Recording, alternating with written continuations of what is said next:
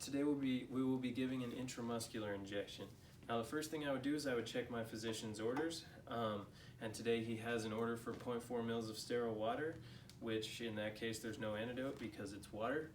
And then the next thing I would do is I would gather my supplies, check to see if patient has any allergies. He does not have any known allergies.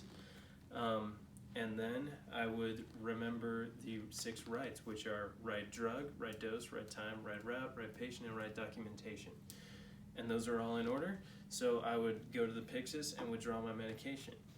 Now I would check to make sure the medication is correct when I've done it at the when I've taken it out of the Pyxis, and then I would have checked it when I'm drawing it up in my needle, and then I will check it just before I give my injection at the patient's bedside. So now we'll move into step 2.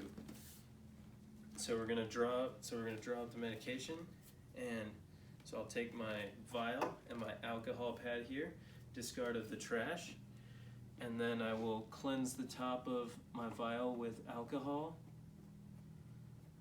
That looks good. So throw that in the trash, uncap my needle, and then I will draw up 0.4 mils of aspirate, or my air, and then I will insert my needle into the vial, inject the air, turn it over, and draw up 4 mils of sterile water.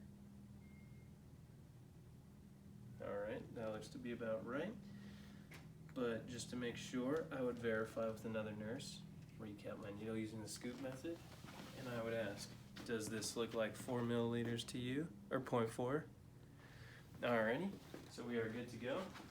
So I would take my needle off, and then throw it in the sharps container, and then I would take my actual needle that I'm going to give the injection with, and put it on. And now the many gauges that I could use for this needle are 19, 20, 21, and 22, and the lengths would be 1 inch, 1.5 inches, and 2 inches. But today we will be using a 1.5 inch, that is 22 gauge. Now at this point I would take all my supplies that I have and move them safely to the bedside. And so I would walk into the patient's room, wash my hands, glove up again. I would have my supplies, I would introduce myself to the patient and others in the room. And since I'm alone, I don't have to introduce anyone else. And then I would explain the procedure to him, identify the patient with 2 identifiers, and then I would ask him where he would like the injection. Now the many injection sites are deltoid, ventrogluteal, dorsogluteal on the back, and vastus lateralis. And the way to find, and he said he wanted a deltoid injection, so the way I would find that is if this was his shoulder up here, I would take my 3 fingers, put it up near his shoulder, and then have my last finger spaced out, and I would give the injection right here.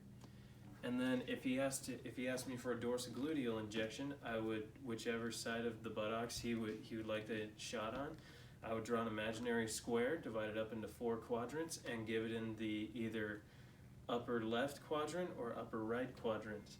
Now, he said he wanted it on the deltoid, so I'm gonna take his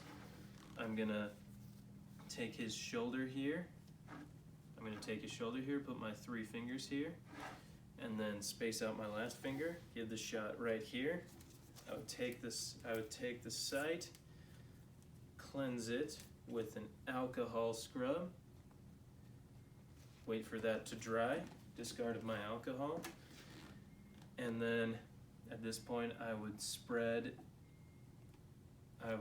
out his skin, withdraw or take off my cap, insert it at a 90-degree angle, insert my needle, inject the medication, draw it back out, recap my needle using the scooping method, and throw my needle in the sharps container, and then I would document.